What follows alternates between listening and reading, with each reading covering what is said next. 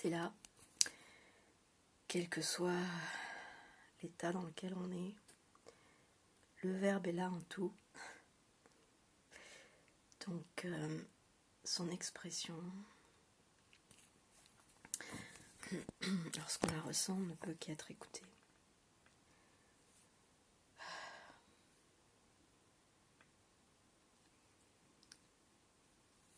Donc là, il s'agit ce matin de dépersonnalisation de l'âme. C'est un peu le thème en ce moment qui est assez récurrent, qui s'impose, qui se pose et qui repose aussi. Ça repose beaucoup. Je crois que c'est Pascal qui disait que le plus grand malheur de l'homme est de ne pas savoir se garder au repos dans une chambre. Sans doute parce que c'est là qu'on va à l'intérieur et que l'on accepte de ne plus s'agiter dans tous les sens pour attraper des points de crédit social et tout ça, quoi. Donc, la dépersonnalisation de l'âme, c'est un peu ce que le Nazaréen disait quand il avait dit celui qui veut sauver son âme la perdra et celui qui la perd la trouvera. Voilà. Rumi avait dit ça aussi, va, perds tout ce que tu as, c'est cela qui est le tout. Le sultan Valade aussi, j'aime beaucoup ces mots du sultan Valade que je relis régulièrement et que j'essaie d'incorporer dans les cellules, dans la conscience des cellules. Et à chaque fois je le relis, je me dis alors, j'écoute le ressenti. J'écoute le ressenti de plus en plus. J'y réfléchissais avant, maintenant j'écoute de plus en plus le ressenti à ces mots. C'est un truc que j'ai plastifié parce que c'est extrait des 1000 nécessaires de Michel Varenne, je crois, qui est un livre qui est vraiment très chouette. Et donc parmi les sentences qui sont écrites dans ce livre, qui ont été compilées par Monsieur Varenne, il y a ça. L'amour est arrivé, il est devenu le sang qui coule dans mes veines et sous ma peau. L'amour m'a vidé de moi-même et rempli de l'ami. Toutes les parcelles de mon existence sont envahies par l'ami. De moi, il ne reste plus rien, sinon le nom. Donc c'est vrai que ce n'est que des mots, ça. Ce n'est que des mots, c'est très joli, ça chante bien aux oreilles. Mais après, dans la vie individuelle, qu'est-ce que ça peut vouloir dire par rapport à l'âme, qui est donc... l'âme est un amalgame, donc c'est le jeu de Dieu dans l'âme, c'est la mémoire, c'est l'expérience. C'est un amalgame de mémoire, d'expérience, qu'elle soit de cette incarnation ou qu'elle soit inscrite dans l'ADN, dans les gènes, et puis bien sûr dans l'atome, donc dans la substance subconsciente du subatome qui précède la matière. Donc toutes les particules de mémoire sont là. Il y a un physicien qui explique ça très bien, c'est Jean Charron. Merci Vanessa de m'avoir fait découvrir ce grand monsieur. Voilà. Et donc,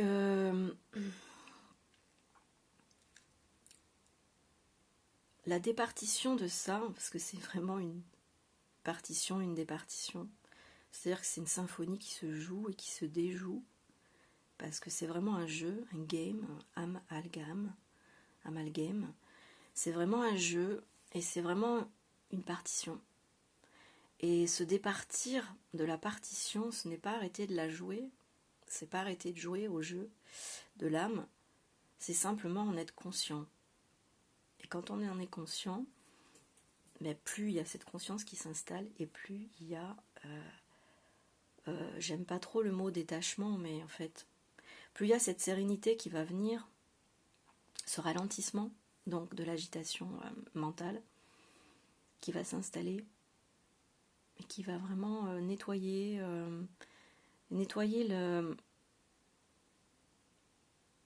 le flot des pensées qui assaillent le cerveau. Voilà. Et qui crée un émotionnel souffrant dans le corps et dans la psychologie de l'individu. Et donc se départir de l'âme, comme disait donc le Nazaréen, se départir de l'âme, c'est se dévêtir en quelque sorte, même si c'est partiellement, même si c'est...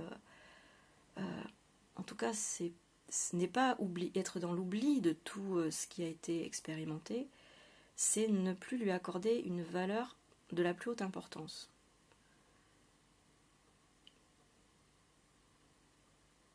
Et c'est pas moral. C'est pas moral, c'est-à-dire que l'âme, elle a des valeurs parce qu'elle a des mémoires. La mémoire est très forte, c'est une force magnétique qui est extrêmement forte. Et donc c'est ça qui crée la matière. L'âme attire, donc le tiers de l'énergie. Bon, la moitié c'est trouver l'équilibre, c'est faire la synthèse entre le visible et l'invisible. Et donc c'est connaître les règles du jeu et ne plus en être la victime, mais alors pas forcément les maîtriser, parce que ça prendra peut-être bien longtemps, des générations et des générations d'humains, mais en tout cas rentrer dans ce qui n'est plus la soumission aveugle à ces règles du jeu. Voilà.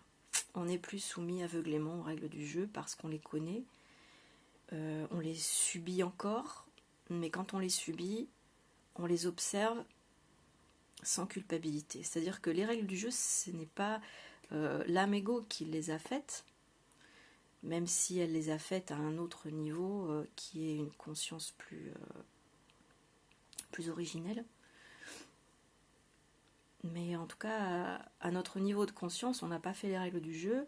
À notre niveau de conscience, on les subit. Donc on y est soumis plus ou moins. Et donc se départir des vêtements de l'âme, c'est se départir de l'aveuglement et de l'attachement aveugle donc à des valeurs, à des principes mémoriels qui nous obligeraient à agir ou à penser ou à parler de telle ou telle manière, qui crée donc de la souffrance, qui crée de l'émotionnel. Après, ça n'empêche pas, on ne peut que constater que ça n'empêche pas de ressentir des choses, d'être dans la tectonie de l'âme et de l'esprit. Donc, c'est l'acceptation de ça aussi. Et puis doucement, on voit que cette âme se départitionne de ses valeurs qu'elle trouvait importantes. Voilà. Et elle est de moins en moins dans l'agitation de la pensée. C'est quelque chose d'assez étrange parce que ça crée un espace énorme. C'est un truc de fou, quoi. Ça crée un espace énorme et il y a cette part d'Amégo qui voit cet espace énorme et qui se dit mais qu'est-ce que je vais faire de tout cet espace? C'est un peu comme quand vous gagnez au loto. Et ça vous est peut-être pas arrivé, moi non plus, mais bon, c'est dans l'imagination. C'est un peu comme quand vous gagnez au loto, vous vous dites mais qu'est-ce que je vais faire de tout ça? Voilà.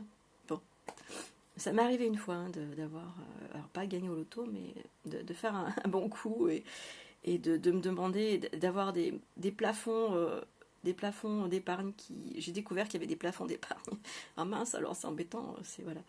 Bon, ça n'a pas duré longtemps hein, parce que voilà, mais c'est sûr que ça peut nous arriver quelquefois dans la vie de se retrouver avec des moyens d'action.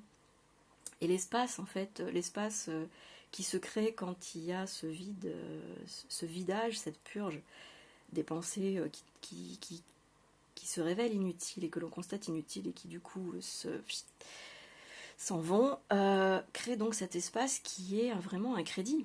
c'est un crédit immense, c'est une fortune immense. Et c'est vrai que quand c'est là, on se demande ce qu'on va en faire. Donc qu'est-ce que je vais faire de tout cet espace? Est-ce que c'est important de le combler en même temps? Pas forcément. Donc là, je me dis, ben, on va laisser ça vide pour le moment. Et puis quand il y a une pensée créative qui vient pour poser quelque chose dans cet espace, bon, ben voilà, on accueille le truc et on pose l'action. Mais malgré tout, il y a vraiment beaucoup d'espace. Beaucoup de silence, beaucoup de vide, beaucoup de rien. Après, il y a encore beaucoup d'émotionnels qui dit « Oh là là, mais attention, boulala, c'est trop vide, il faut faire quelque chose, il faut s'occuper. » Voilà.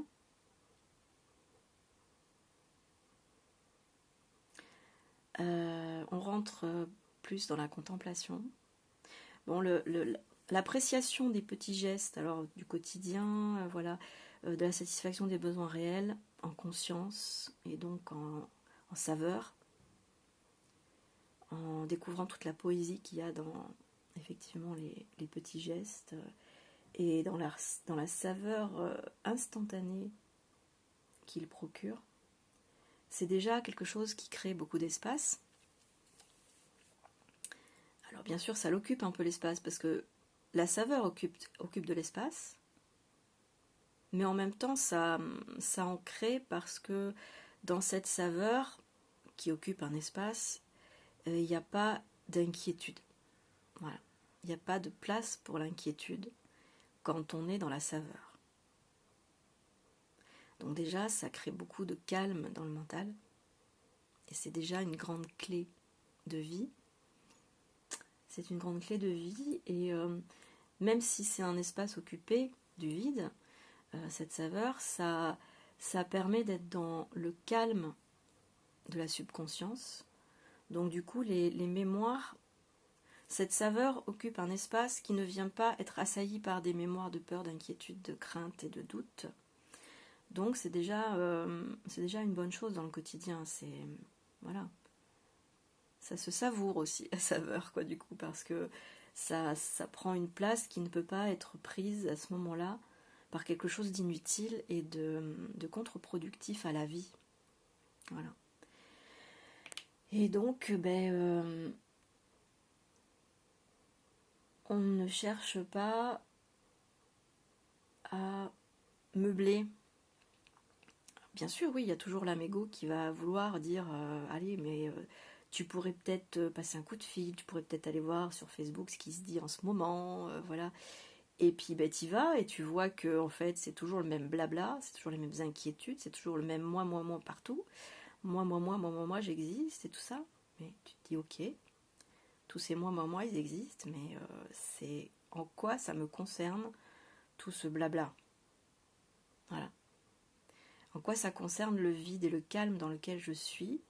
Pourquoi est-ce que je vais permettre à tout ce blabla des moi qui hurlent partout de venir perturber ce calme? C'est pas de la, comment dire, c'est pas de la totale insensibilité quant aux expressions de ces moi qui utilisent toutes sortes de subterfuges pour capter l'attention. Des trucs intéressants, qui sont pertinents. Qui sont pertinents, donc on se rend pas trop compte que c'est du moi qui veut capter l'attention, parce qu'on est, magnétisé par la pertinence des propos, mais en fait, si après on a la conscience de voir la vibration qu'il y a derrière, on sent la peur, on sent le besoin de confirmation, et on se dit alors, ok, bon maintenant je vois ça. Et si moi je prête attention à ça, ça veut dire que moi j'ai peur et que j'ai besoin de confirmation. Parce que ça résonne en moi, ça a un écho en moi, et ça veut dire qu'en fait je suis encore là-dedans. Alors je regarde, oui je suis encore là-dedans, je suis encore dans la peur, le besoin de confirmation. Ok, bon. Et bien dès que je regarde ça, je constate l'inutilité de cette sensation momentanée. Et puis, du coup, ça fait que 2-3 informations pertinentes comme ça qui vont capter l'attention vont finir par, à force de voir par réflexion, du coup, utile, que je suis encore à la crainte et le besoin de confirmation, par réflexion de ce que je regarde, de crainte et de besoin de confirmation, je me dis, bon, ok, et je fais ça plusieurs fois, et je me dis, bon, là, ça va peut-être suffire, quoi. Ça va peut-être suffire. Et est-ce que j'ai besoin d'aller aider quelqu'un qui a une réflexion pertinente pour rajouter de la crainte et du besoin de confirmation à ce qu'il vient de déjà mettre? Est-ce que j'ai besoin de rajouter de l'huile dans la mayonnaise? Eh bien, quelquefois je le fais, ouais. Quelquefois j'en rajoute. Et puis je regarde et je me dis, t'en as encore rajouté. Et voilà. Et puis, t'as quoi de plus maintenant? T'as une valeur de plus? C'est ça que tu voulais là? Ton petit moi? T'as une valeur de plus? Ta petite valeur ajoutée? Hein? Mais c'est taxé, la valeur ajoutée. C'est taxé parce que tout a un prix. Voilà, c'est taxé par la souffrance. Voilà. La TVA sur l'actualisation du moi, c'est de la souffrance. Voilà. Parce qu'on ressent du vide péjoratif, pas du vide énergétique, informationnel. On ressent du vide, c'est-à-dire du manque, dans le sens de manque. On ressent toujours du manque, puisque c'est un panier percé, donc voilà. On sera toujours en demande. Plus on arrive à capter des valeurs d'actualisation, et plus on va en demander. Voilà. C'est ça le problème de l'âme réflexive, c'est qu'elle en aura jamais assez, et donc perdre son âme, en fait, c'est arrêter d'en vouloir toujours. Voilà, de l'actualisation, et donc de récolter la taxe sur la valeur ajoutée, qui est la souffrance. On récolte toujours la souffrance à la valeur ajoutée du moi. On s'en rend pas compte parce que c'est subtil, c'est vachement caché, ce type de souffrance psychologique. Après, ça peut se révéler dans des événements, parce qu'il y a toujours des conséquences à des attitudes de recherche d'actualisation. Il y a toujours des conséquences événementielles. Donc du coup, après, avec une conséquence concrète, un petit drame, quelque chose qui se passe, même un grand drame, on va voir que, en effet, on avait mis une valeur sur quelque chose et qu'on s'en était pas aperçu en amont sur des petites actualisations subtiles. Donc, on récolte sur le long terme, en fait, la souffrance qui est le résultat de toutes ces valeurs ajoutées qu'on a actualisées sur le moi. Et puis, voilà, effectivement, la taxe, c'est la souffrance de l'événement que l'on ressent sur l'événement. Mais la souffrance, c'est pas l'événement qui est vraiment la cause de la souffrance. C'est donc la perception que l'on a de l'événement qui est le résultat de toutes ces actualisations des valeurs ajoutées sur le moi. Donc voilà, la taxe elle tombe au moment de l'événement, au moment du drame que l'on vit sur un instant T. Donc c'est plus difficile en effet de se rendre compte en amont, à chaque fois qu'on rajoute de la valeur sur notre image de soi, c'est plus imperceptible de le discerner dans les petites gouttes d'eau que l'on rajoute dans le vase.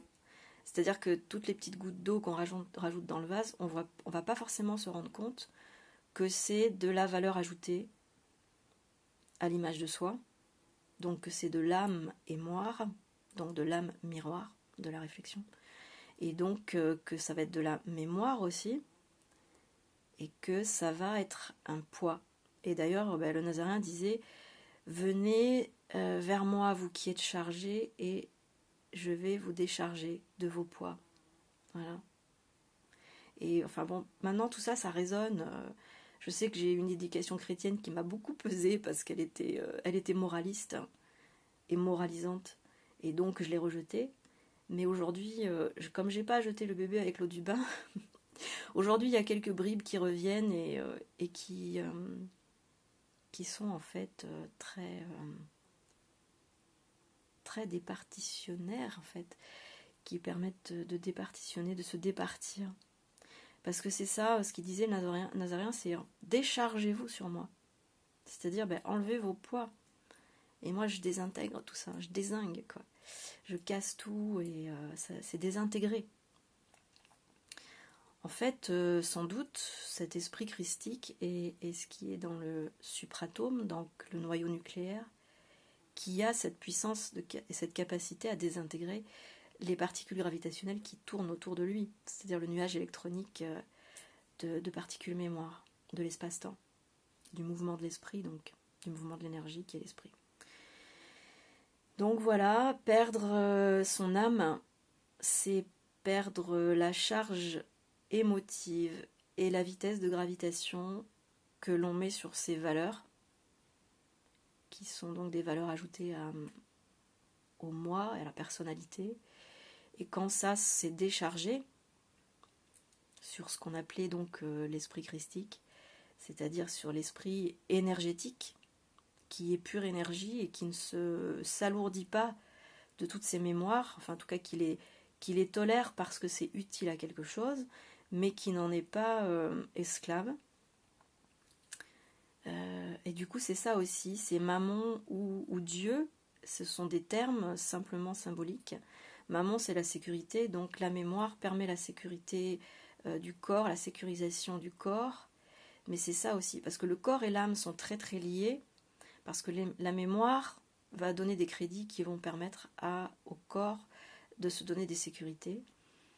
Et ça crée aussi des identités et des identifications très fortes qui créent cette souffrance. Bon, il y a une partie qui est nécessaire, mais une partie qui ne l'est pas. Donc c'est vrai que c'est très subtil de faire la synthèse entre ce qui est utile et ce qui ne l'est pas.